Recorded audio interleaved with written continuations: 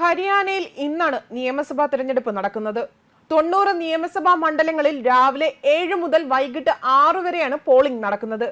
ആകെ 1031 സ്ഥാനാർത്ഥികൾ മത്സര രംഗത്തുണ്ട്. 20,632 പോളിംഗ് ബൂത്തുകളിലായിട്ടാണ് ഇത് സജ്ജമാക്കിയിരിക്കുന്നത്. വോട്ടെണ്ണൽ ചൊവ്വാഴ്ചയാണ് നടക്കുന്നത്. ഇന്ന് നിയമസഭാ തിരഞ്ഞെടുപ്പ് പൂർത്തിയാകുന്നതോടെ തന്നെ ഹരിയാന, ജമ്മു കാശ്മീർ തിരഞ്ഞെടുപ്പുകളുടെ എക്സിറ്റ് പോൾ ഫലങ്ങൾ വൈകിട്ടോടെ പുറത്തുവരും എന്നാണ് റിപ്പോർട്ടുകൾ വ്യക്തമാക്കുന്നത്. ഇപ്പോൾ ഹരിയാനയിലെ വോട്ടർമാർക്ക് പ്രധാനമന്ത്രി നരേന്ദ്രമോദി തന്റെ എക്സ് അക്കൗണ്ടിലൂടെ ആശംസകൾ നേർന്നിരിക്കുകയാണ്. അദ്ദേഹം ഇങ്ങനെയാണ് പറഞ്ഞത്: ഹരിയാന നിയമസഭാ തിരഞ്ഞെടുപ്പിന്റെ വോട്ടെടുപ്പ് ഇന്ന് നടക്കുകയാണ്. ജനാധിപത്യത്തിന്റെ ഉത്സവത്തിൽ പങ്കുചേരുവാനും വോട്ടിംഗിൽ പുതിയ റെക്കോർഡ് സ്ഥാപിക്കുവാനും ഞാൻ എല്ലാ വോട്ടർമാരെയും അഭ്യർത്ഥിക്കുന്നു.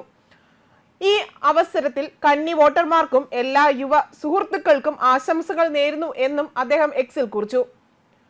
വോട്ടർമാർ തങ്ങളുടെ സമ്മതിദായക അവകാശം വിനിയോഗിക്കുവാനും വോട്ടിംഗിൽ പുതിയ റെക്കോർഡ് ഇടുന്നതിനും ശ്രമിക്കണമെന്നും പ്രധാനമന്ത്രി അഭ്യർത്ഥിച്ചു.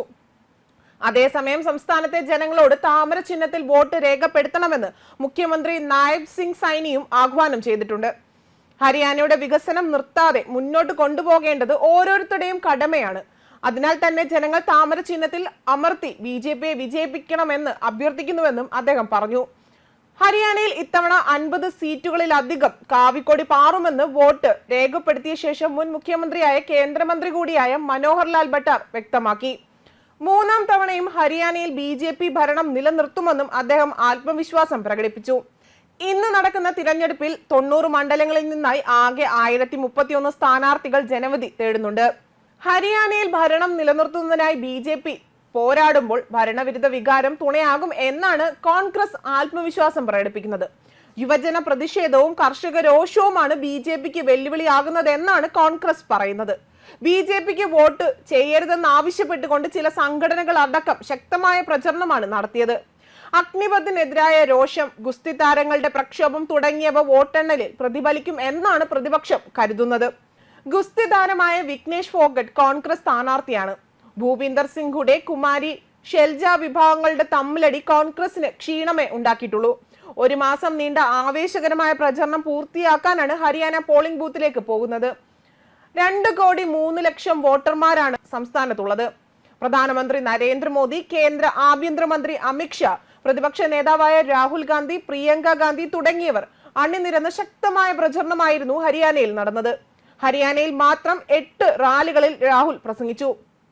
ജമ്മു കാശ്മീരിൽ 6 റാലികളിലും അദ്ദേഹം പങ്കെടുത്തിരുന്നു. ഹരിയാനയിലും ജമ്മു കാശ്മീരിലും 4 വീതം റാലികളാണ് മോദി പങ്കെടുത്തത്.